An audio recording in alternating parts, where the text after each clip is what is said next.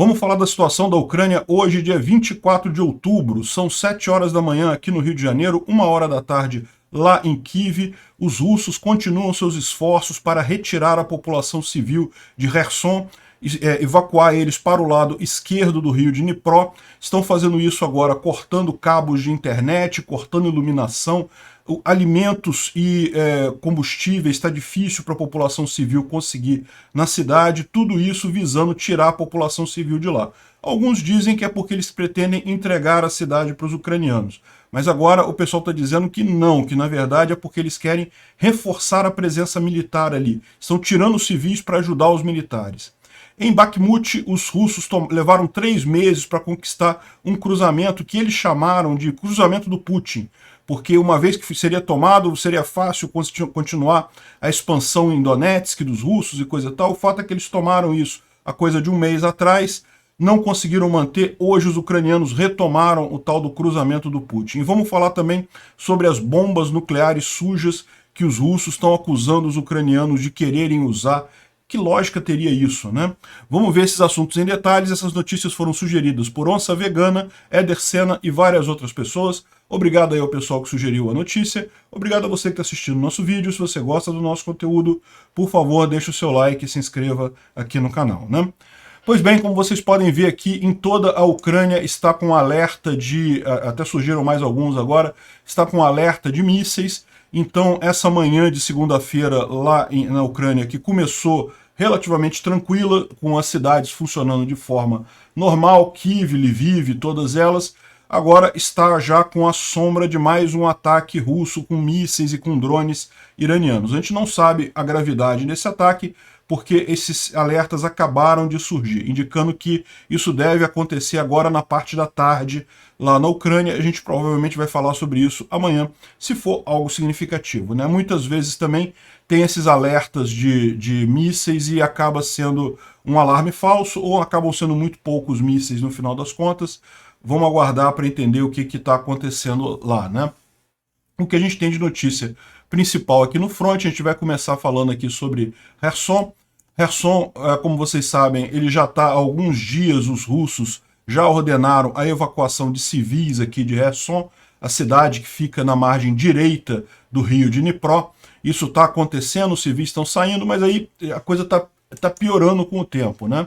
Aqui está um propagandista russo em Kherson preocupado porque a maior parte dos postos de combustível está fechado, justamente em função de não conseguirem abastecer a cidade de forma adequada, né? Lembra que todo o abastecimento de Kherson tem que ser feito via barcaças, via ferry boat. Por quê? Embora exista estrada para esse lado de cá, essa estrada só pode ser usada pelos ucranianos. Então, os russos, para abastecer a cidade, continuam precisando depender de barcaças aqui, né?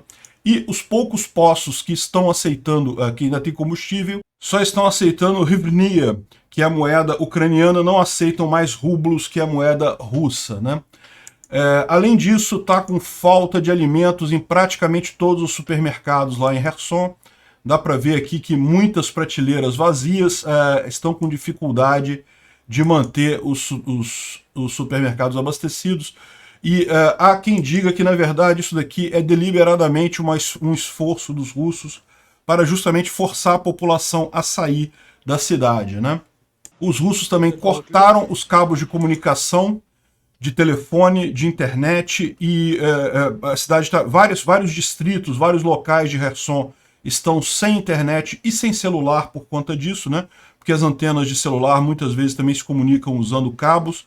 Então esses cabos foram cortados, então muita gente está sem internet lá na cidade, ou seja, parece tudo isso fazer parte do esforço russo para os residentes de lá saírem. E muita gente entende também que já é uma preparação para quando os ucranianos chegarem lá, encontrarem terra arrasada, né? Eles sabem que não conseguem manter a cidade, sabem que a Rússia vai perder a cidade. A questão toda agora é a questão de custo. Quanto é que vai custar para os ucranianos retomarem Kherson, né? Bom, uma coisa curiosa, ontem, lembra que a gente falou sobre uma lista de coisas que um blogger russo falou que era para ser tirado de Kherson pelas tropas russas, né? Coisas que tinham valor, né? Para você ver como é que a Rússia está agindo simplesmente como um ladrão, invadiu a cidade, está tirando coisas de valor da cidade e levando agora que está saindo, né? Então falaram, por exemplo, monumento a Ushakov, Sovurov, e eram os primeiros da lista aqui, né? Potemkin, Ushakov, Sovurov. O Potemkin não mexeram ainda, mas olha só, o Shovurov é esse daqui, e já foi retirado de lá. Esse daqui é o outro, é o Suvorov, também foi retirado já, que já está com o busto dele já está vazio aqui, ó, tiraram o busto dele. E aqui também o Chakov, também retirado ali de frente da administração de Kherson. Ficava aqui essa estátua, não está mais, né? Enfim, parece que os russos estão mesmo roubando até as estátuas lá da região, né? Que coisa. Bom, aí aquele negócio, a gente vem na ideia aqui que os russos estão recuando na região, né? Estão abandonando a margem direita do Dnipro. Isso, de fato, eles vão acabar perdendo essa área, a gente sabe disso. Mas tá aqui, ó, falando, a Rússia retirou de Kherson seus oficiais e deixou apenas soldados inexperientes para controlar a cidade anexada ilegalmente, né? Mas tem algumas coisas que não colam com essa hipótese. Como a gente falou, embora eles estejam tirando civis, eles estão mandando tropas inexperientes, é verdade, tropas recém-recrutadas, mas estão mandando tropas novas para Kherson. E uma coisa que o pessoal está levantando aqui, olha só, a inteligência ucraniana falou que as falas dos russos sobre evacuação e retirada de tropas de Kherson são uma operação informacional para criar a falsa impressão de que tudo está perdido naquela área e e para estimular os ucranianos a atacarem antes aquilo ali, né? Então pode ser que seja realmente uma tentativa dos russos de se parecer mais fraco para tentar pegar os ucranianos numa armadilha.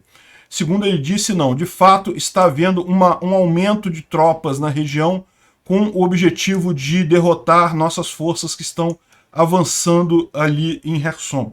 Então, ao contrário do que os russos estão dizendo, eles não estão saindo de Kherson, eles estão reforçando o poderio militar lá. Poxa, mas você fala, são coisas incoerentes. A gente está vendo aqui que eles realmente estão saindo, estão tirando mantimentos, estão tirando coisas ali do pessoal civil. A coisa toda é exatamente essa. Eles estão querendo retirar o pessoal civil.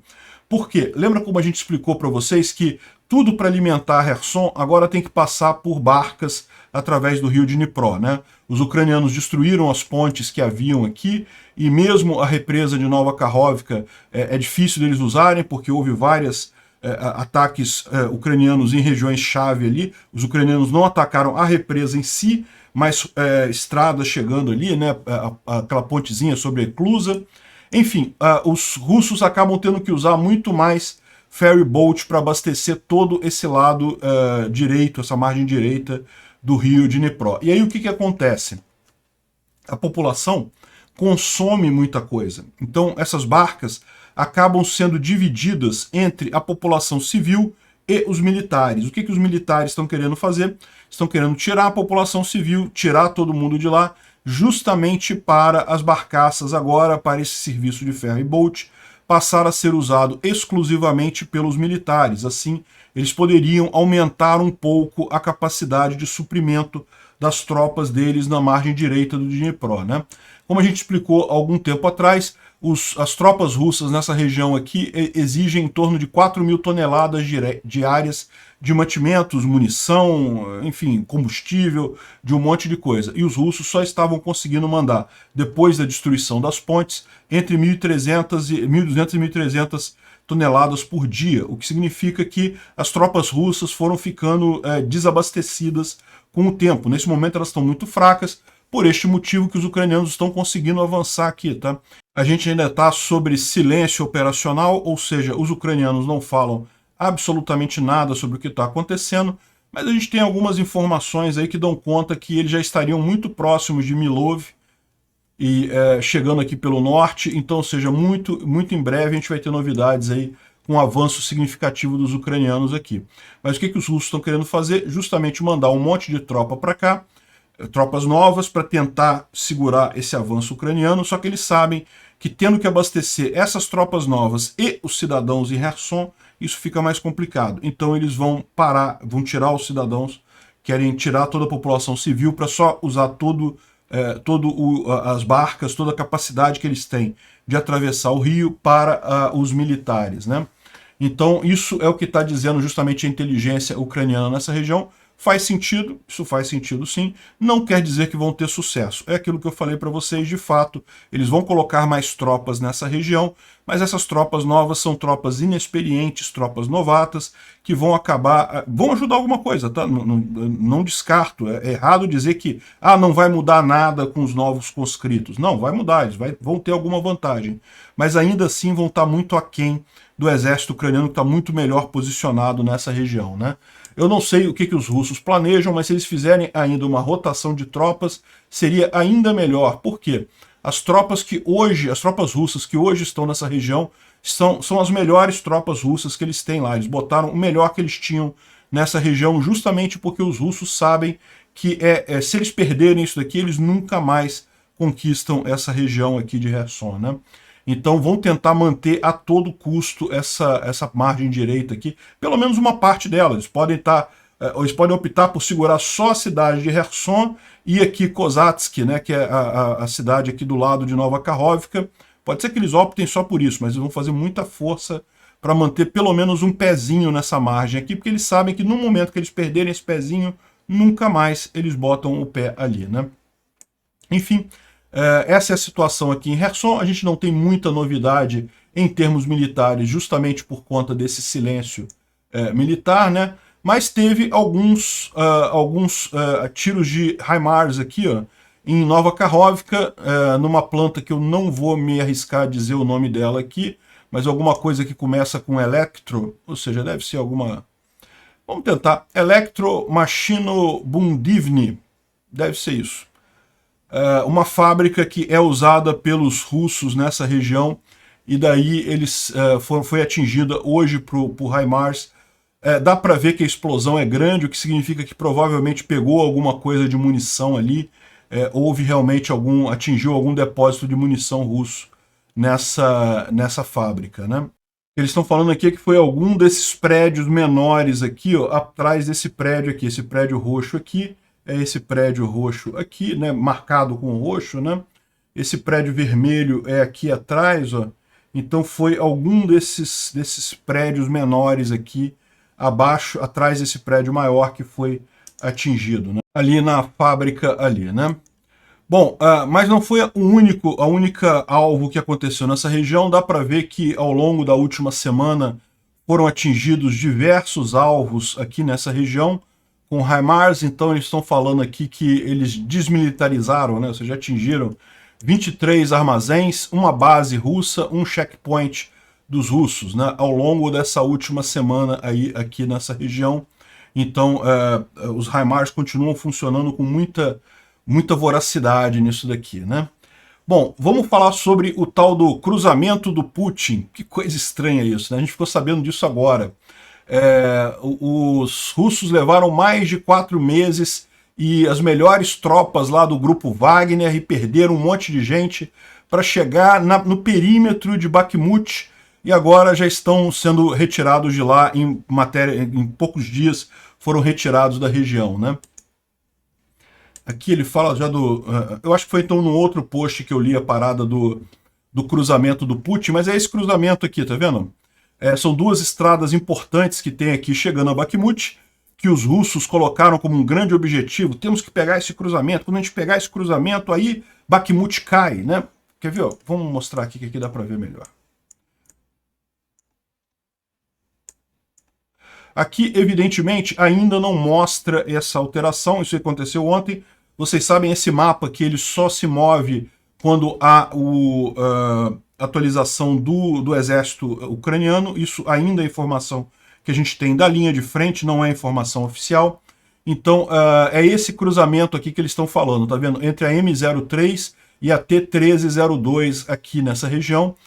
Os russos tomaram esse cruzamento aqui, quando tomaram, fizeram uma festa, falaram, não, tomamos o cruzamento do Putin, vamos dar o nome a esse cruzamento de cruzamento do Putin, porque agora, depois que a gente tomou esse cruzamento, a gente vai destruir Bakhmut, vamos tomar Bakhmut muito rapidamente, depois disso vamos tomar todo o resto de Donetsk e coisa e tal. Levaram 4 meses para chegar neste cruzamento aqui e os ucranianos foram hoje lá e tiraram eles de lá. Já não tem mais no cruzamento, já foram afastados mais de 2 quilômetros do cruzamento aqui, né? É o que a gente fala, a grande questão nessa história toda é justamente a capacidade que a Ucrânia tem de renovar as tropas delas, de fazer rotação de tropa, o equipamento muito melhor do que o dos russos. Nessa região aqui estão lutando os militares do grupo Wagner. Então é diferenciado, é também uma tropa de elite, vamos dizer assim, das forças russas. Como a gente falou, o melhor do exército russo foi colocado lá em Kherson.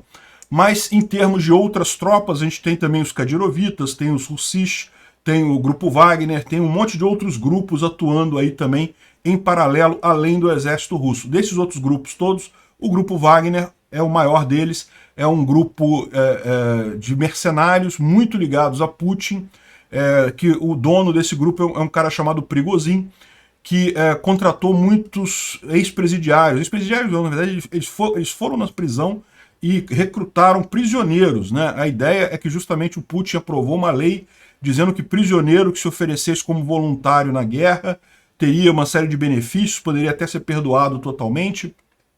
Então, eles fizeram um esquema e eles têm também muito armamento. Esse pessoal do grupo Wagner tem uma capacidade de guerra acima da média do exército russo. Mas mesmo eles não estão conseguindo dar conta dos ucranianos. Agora, com armamento da OTAN, treinamento da OTAN e principalmente a possibilidade de troca de tropas. Os russos, uma coisa que eles reclamam muito, mesmo o pessoal do Wagner, é justamente como eles estão em menor número, eles não conseguem fazer rotação de tropa, não conseguem tirar o cara que já está lutando ali há vários meses na linha de frente, botar ele para descansar na retaguarda e botar a tropa nova no lugar. O cara fica o tempo todo lá na frente e com isso a pessoa se desgasta, começa a não ter mais a capacidade de batalha, né? Agora que os russos estão fazendo a mobilização, isso tende a melhorar no exército russo, porque vão poder botar esses soldados novos e fazer rotação das tropas que estão lá. A questão toda a gente sabe que esses soldados novos não vão ter um treinamento tão adequado assim. Então, pelo menos num primeiro momento, eles não vão fazer diferença. Pode ser que faça diferença ano que vem, depois de um treinamento mais aprofundado, depois que a coisa estiver já mais engrenada, né? Neste momento, eles não vão fazer muita diferença não, né? Então é isso daí, o cruzamento do Putin já era. Bom, o Instituto para Estudo da Guerra traz algumas novidades interessantes aqui, principalmente uma fala do Sergei Shoigu, que é o ministro da Defesa russo, que disse que pediu ao Ocidente para diminuir ou suspender a ajuda militar ucraniana, porque os ucranianos estavam planejando usar uma bomba nuclear suja na Ucrânia para culpar os russos de ter usado essa bomba e assim angariar simpatia do mundo e coisa e tal. Não faz sentido nenhum, mas desde quando essas mentiras russas fazem algum sentido, né? Então, a questão toda é a seguinte, aí imediatamente os ucranianos falaram que não, que absurdo isso, não vamos fazer isso. Que lógica teriam os ucranianos usarem uma bomba suja no próprio território ucraniano? O que é uma bomba suja? É uma bomba nuclear que não é tão capaz de explosão, ela não tem uma capacidade de destruição tão grande, mas ela causa danos como Chernobyl, por exemplo, um dano como se fosse uma explosão menor de material nuclear, ainda assim torna vastas áreas da superfície totalmente inabitadas, porque ficam radioativas, tem que ser limpas e coisa e tal, muito como aconteceu lá com Chernobyl no Ocidente. Então é um risco muito grande que as pessoas têm, esse negócio de bomba suja, e principalmente porque conseguem ser artefatos menores, não precisam ser enviados por mísseis e coisa e tal, podem ser preparados, por exemplo, você pode imaginar que os russos pegaram material exaurido da usina de Enerhodar ali em Zaporizhia e podem ter preparado uma bomba suja com isso. É só pegar um monte de urânio e material radioativo e botar um explosivo convencional, um TNT da vida, E a ideia é essa, o TNT explode, não vai ser uma explosão nuclear, isso não vai causar fissão nuclear e uma bomba atômica, mas vai espalhar aquele urânio, aquele material radioativo todo numa área grande, e com isso você vai matar as pessoas que estão ali, porque a radiação mata, você vai envenenar o solo, enfim, né, é uma coisa terrível, uma bomba suja também. E é isso que eles estão falando aqui, a impressão que dá justamente é que eles estão querendo dissuadir os ocidentais de ajudarem a Ucrânia por hora. Na verdade, parece que a grande estratégia dos russos nesse momento é tentar alguma forma de congelar a guerra no inverno. Porque é o que eu estou falando para vocês. Os mobilizados russos, por hora, não vão ser úteis. Ano que vem, na primavera do ano que vem, pode ser que eles já estejam adequadamente treinados, já passem a ser úteis. Então, o problema dos russos é que eles provavelmente não vão durar esse tempo todo, né?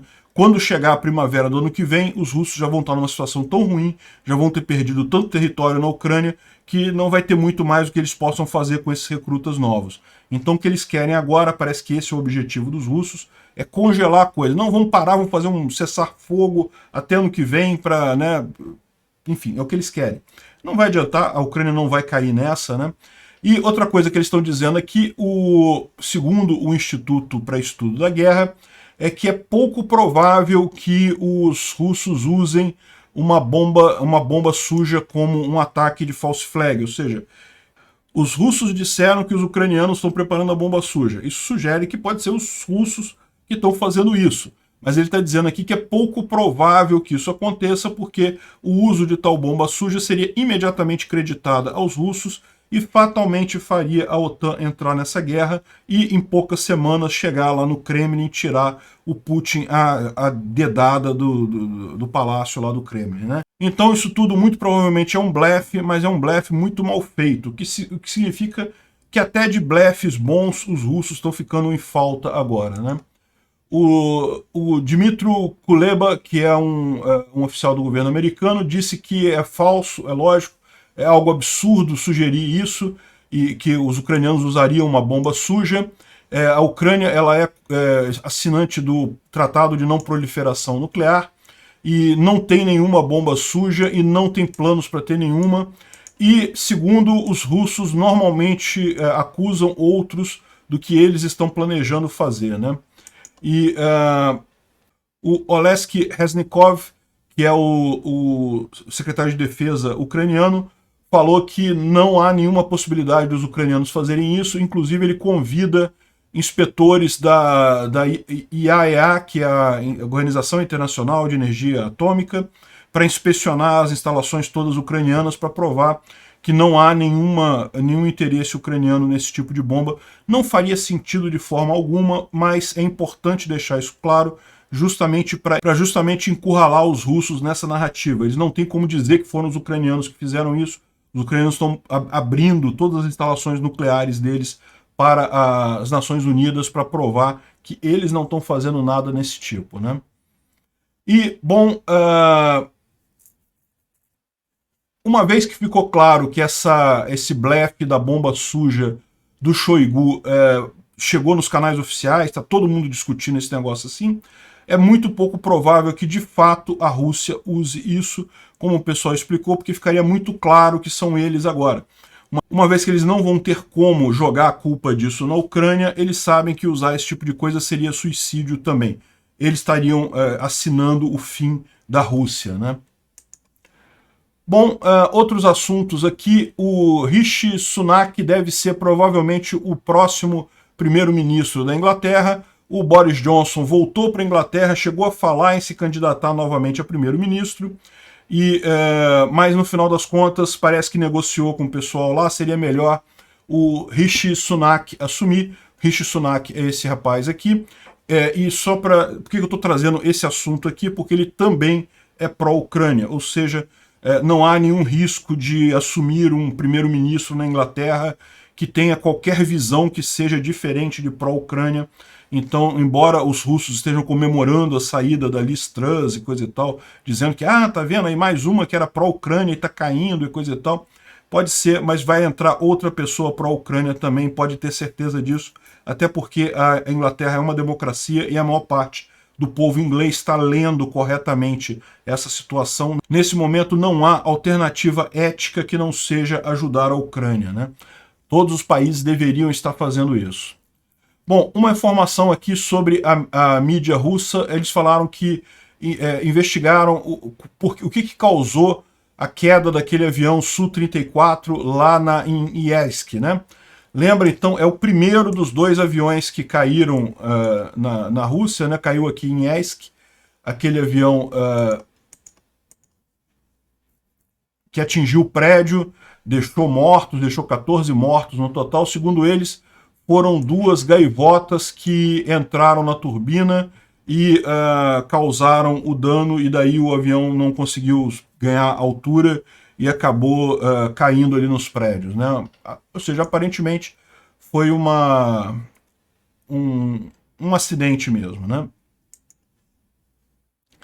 Bom, a cidade de Kiev está fazendo racionamento. Kiev, não só Kiev, como outras cidades ucranianas também estão fazendo racionamento de energia elétrica, faseado justamente para garantir que não sobrecarregar o sistema de energia elétrica. Isso vai ser um problema por alguns dias, mas a expectativa é que isso não afete de forma definitiva a rede elétrica ucraniana, né?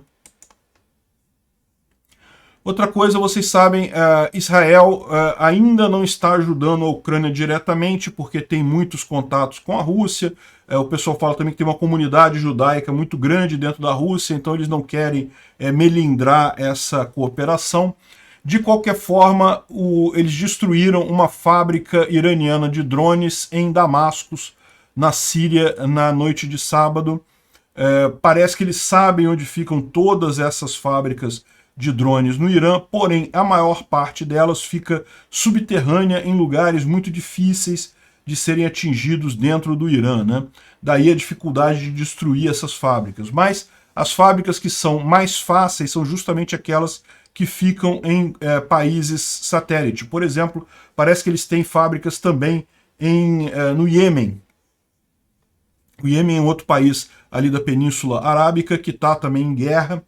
E parece que os sírios estão envolvidos também, os iranianos estão envolvidos nessa guerra também, e teriam uma fábrica ali também. Essas outras são mais simples dos israelenses destruírem essas fábricas, e de qualquer forma isso ajuda. Por quê? Porque o Irã passa a ter que mandar os drones das fábricas lá no Irã para esses lugares, né, ao invés de vendê-los lá para a Rússia.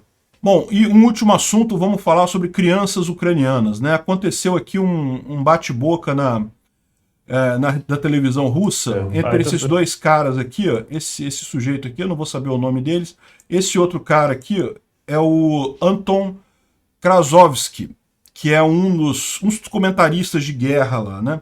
E qual que é a discussão? Esse cara falando que as crianças, ele foi numa escola lá em Zaporísia, né, uma escola na área ocupada pelos russos em Zaporísia, e falou com as crianças, e as crianças estavam dizendo que eles estavam sofrendo porque estavam numa ocupação, que eles queriam que os moscovitas saíssem dali, que os russos saíssem dali, porque estavam sofrendo, porque estavam numa área ocupada. E o pior é que ele fala o seguinte: essas crianças são crianças que falam russo, não são crianças que falam ucraniano e coisa e tal. É uma confusão que esse pessoal faz, né? Porque na cabeça dos russos, se fala russo, é russo. Não tem isso. Na Ucrânia se fala russo. Ucranianos falam russo, não tem nada disso. Então ele todo chateado aqui, porque os garotos falando em russo com ele, garotos que estão em tese na Rússia agora, né? Porque na cabeça desse pessoal houve aquela anexação lá dos territórios pelo Putin. É uma balela isso, não existe isso, mas na cabeça desse pessoal é. Então ele estava injuriado que as crianças dessa escola, lá em Zaporísia, teoricamente dentro da Rússia, falando russo, estavam reclamando dos russos, estavam falando que estavam numa área ocupada, que por isso que a vida deles estava difícil, que queriam voltar para a Ucrânia, que não vem a hora dos ucranianos retomarem a região. E aí entrou o Anton Krasovsky falando que essas crianças deveriam ser afogadas no rio Ticina, ou então colocadas em coisas de madeira e queimadas e não sei o que lá. e falou um monte de coisa. Não, vamos botar em albergues e queimar essas crianças e coisa e tal. E, enfim, o curioso é que ninguém continuou o papo normal ali, só que aí depois isso repercutiu tão mal, até entre a população russa, porque, caramba, são crianças, o cara tá falando em assassinar crianças, por quê? Porque reclamaram que estavam numa área de ocupação, que reclamaram que estavam no meio de uma guerra e coisa e tal. Esse é o sentimento. Os caras foram tão longe na propaganda deles, porque, veja, esse tipo de coisa de dizer que tem que matar todos os ucranianos e coisa e tal, isso já é um pensamento comum para os russos lá, né? A propaganda do pessoal está indo longe nesse sentido. Agora, no final das contas, eles ficam foram tão longe nisso daí que até o povo russo criticou esse tipo de coisa. Porque é absurdo isso daí, não tem uma lógica nenhuma, né? Aí esse cara aqui, o Anton Krozovsky, ele acabou fazendo um pedido de desculpas formal, foi afastado da rede de televisão, a Russia Today suspendeu o cara e ele fez um pedido de desculpas e coisa e tal. Mas como lembra aqui a Sarah Rainsford da BBC, isso aí é só a ponta do iceberg. Ele falou demais, se exaltou, sim, mas o sentimento russo não é tão diferente desse no final das contas não, né? E é um absurdo realmente o que está acontecendo, as crianças viraram um ativo nessa guerra, né? Os russos têm feito deportação em massa de crianças, de adoção de crianças ucranianas, virou quase espólio de guerra, né? Um absurdo completo o que os russos estão fazendo com as crianças nessas regiões ocupadas da Ucrânia aqui, que infelizmente ainda estão nessa situação, né? Vamos torcer para isso acabar o mais rápido possível. É um absurdo completo. Obrigado por assistir o vídeo até o final. Além de curtir, compartilhar e se inscrever no canal, considere se tornar patrocinador com valores a partir de R$ 1,99. Clique no botão Seja Membro abaixo para saber as condições e vantagens de patrocinar o canal. Mais informações sobre o nosso projeto, visite nossos sites indicados na tela.